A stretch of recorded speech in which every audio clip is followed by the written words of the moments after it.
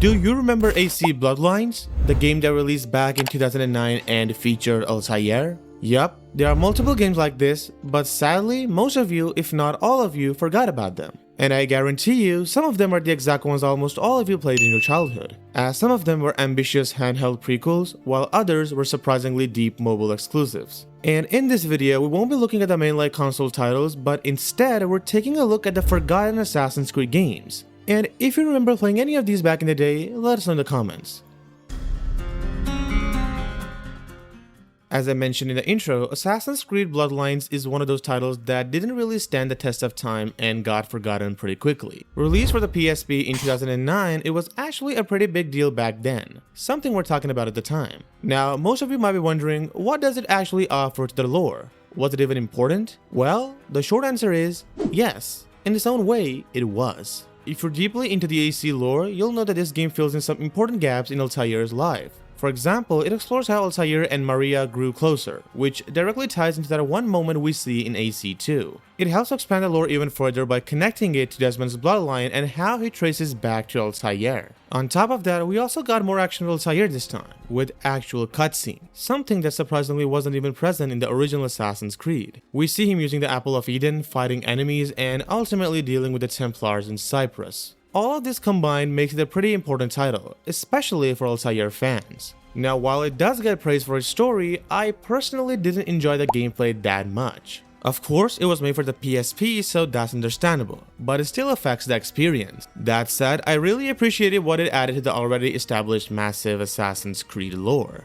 And here's a fun fact. If you connected your PSP to a PlayStation 3 using a USB cable, you could actually sync Bloodlines with Assassin's Creed 2. This allowed you to transfer Templar coins and unlock a unique weapon known as Maria's Longsword for Ezio. Now yes, it has its flaws, like an empty open world, non-fluid mechanics, and things that definitely could have been improved, especially when you look at how games like Prince of Persia Warrior Within were handled on PSP. But despite all that, it plays an important role in showing Altair's transition from the rash, ignorant assassin we see in AC1 to the wiser version we later witness in Revelations. And because of that, it remains an important game. One that many people sadly forgot, mainly due to the platform it released on, making it less relevant today. But if you really want to experience it, you still can use emulators and always go back and relive it. Moving on from the handheld era, we have the Assassin's Creed Chronicles Trilogy, which includes China, India, and Russia. These are the titles that a lot of fans completely skipped over, and honestly, they got forgotten pretty quickly. Released between 2015 and 2016, they were a pretty big departure from the main series, offering a 2.5D side-scrolling experience instead of a massive open world. Now, most of you might be wondering what they actually offered to the franchise. Now, from an execution point of view, they were lackluster, because these games takes us to some of the most highly requested AC settings, but in a 2.5D experience. But before we even talk about the lore, we have to talk about the visual storytelling. As we mentioned before, they were lackluster because of the 2.5D experience, but it also becomes a strength in another way, because these games lean heavily into distinct stylized aesthetics to bring their worlds to life, which is kind of similar to how the Spider-Verse movies or the Arcane web series use innovative painterly animation to elevate their stories. China looks exactly like a 16th century traditional ink brush painting. India features a vibrant, colorful style with floral patterns integrated right into the UI. And Russia uses dark, high-contrast, gritty imagery inspired by 20th century Soviet propaganda posters. On top of that, we also get totally unique weaponry that changes up the stealth mechanics. We see Xiao Jun using a modified version of the hidden blade known as the foot blade for sliding assassinations, and Nikolai Orlov using a customized sniper rifle. All of this makes it a pretty standard experience, especially for fans of pure stealth. Now, while it does get praise for its art direction, I personally know the gameplay isn't for everyone. Of course, it was made as a smaller spin-off title, so 2D platforming is understandable, but the brutal difficulty spikes and trial and error mechanics still affect the gameplay. A really cool fun fact is that if you play through all three games, there's a hidden ending that ties the whole trilogy together. It reveals that Abstergo is actually using the memories of these three specific assassins to locate the precursor box in the modern day. Yes, because of its side-scroller gameplay, it has some problems like restrictive levels, unforgiving combat, and things that definitely could have been improved. But aside from it, it plays an important role in expanding the Brotherhood across the globe and tying up loose ends with the precursor artifact. And because of that, it remains an important trilogy, one that many people sadly forgot, mainly due to the dramatic shift in gameplay style, making it less talked about today. But if you really want to experience it, you still can. The Trilogy pack is easily available on modern consoles and on PC, so you can always go and pick it up.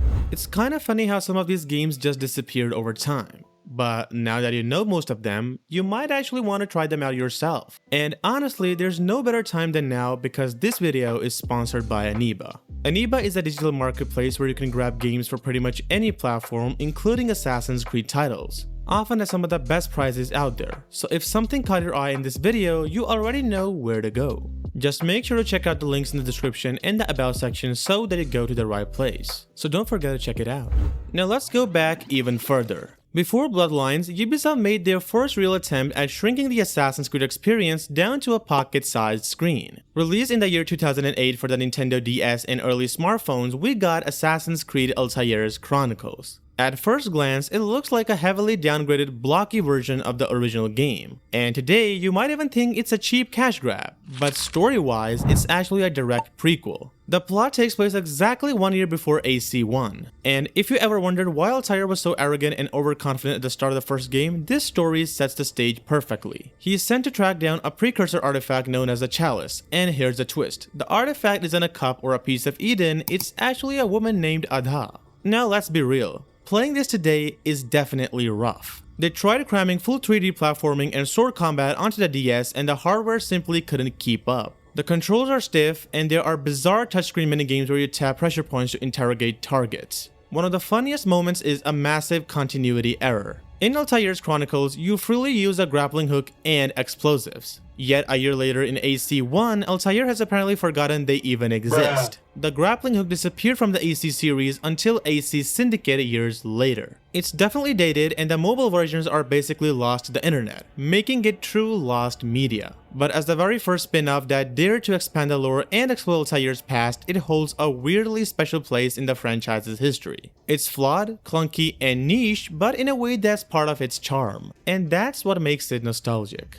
Finally, let's cap things off with the most elusive title on this list. Assassin's Creed Unity Arno's Chronicles. Released in 2017, a full 3 years after the original Unity, this was a very surprising mobile spin-off. And shockingly enough, it doesn't add anything to the lore. Unlike the other spin-offs that filled major narrative gaps, this one is essentially a 2D retro-style remake of Arno's story. It compresses the massive chaotic 3D world of the French Revolution into just side-scrolling levels. The core stealth and platforming are still there, but it has arcade-heavy elements like power-ups and even hot air balloons. A great thing for sure, but the gameplay feels like a massive step back. Stiff, clunky, and far from the fluid parkour the series is known for. It has the vibe of a mid-2000s Java mobile game. Now here's the real deal, its exclusivity. Almost nobody remembers this game because you couldn't download it from the Apple Store or Google Play Store. Developed by Playwing, it came exclusively pre-installed on Huawei Honor smartphones like the Honor 9. Once that hardware went out of date, the game practically vanished. It's not a lore-changing masterpiece, but its rarity makes it the ultimate piece of the Assassin's Creed trivia. But today, it's essentially lost to time. For die-hard Assassin's Creed fans willing to hunt it down, it's still possible. But you have to really dig through the old APK files and run an Android emulator or just install it on your phone. A truly odd spectacle, and also a reminder that not every Assassin's Creed adventure made it into the mainstream consciousness.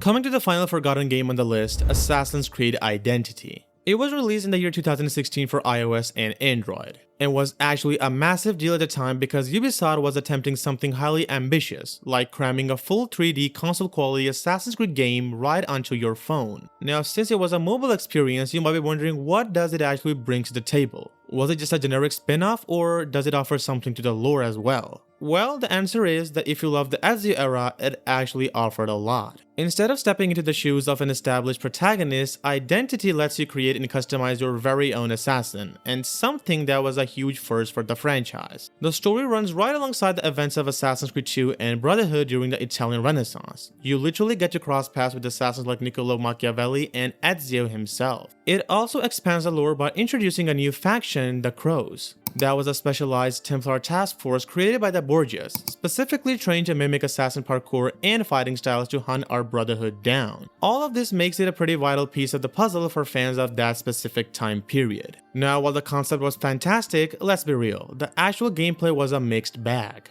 Interestingly, it introduced heavy RPG mechanics like picking specific character classes and looting tiered gear, which was years before main titles like Origins or Odyssey ever did it. But of course, it was all limited to a smartphone. You had to rely on a digital touch joystick, which naturally led to clunky moments like stiff combat and accidentally launching yourself off rooftops. But here's a real thing and the saddest fun fact on the list. For almost every other game we've talked about, I've told you that you can still play them using emulators or by using old APK files. But for Identity, you cannot do that, because the game relied on a strict always online connection to Ubisoft servers. And when they officially pulled the plug in October of 2021, the game died completely. So even if you legally bought it or still have the files saved on an old tablet, you literally cannot get past the title screen today. It was a flawed but incredibly ambitious title that added some genuinely great context to the Ezio trilogy. But sadly, because of that server shutdown, it is now officially 100% unplayable, making it the most permanently forgotten game on the entire list. And this marks the end of this video. We tried our best to find some of the games that most of you forgot as they were once popular, but as time passed, people forgot them. Let us know if we missed some other games, and we'll see you in the next one. Till then, take care and goodbye.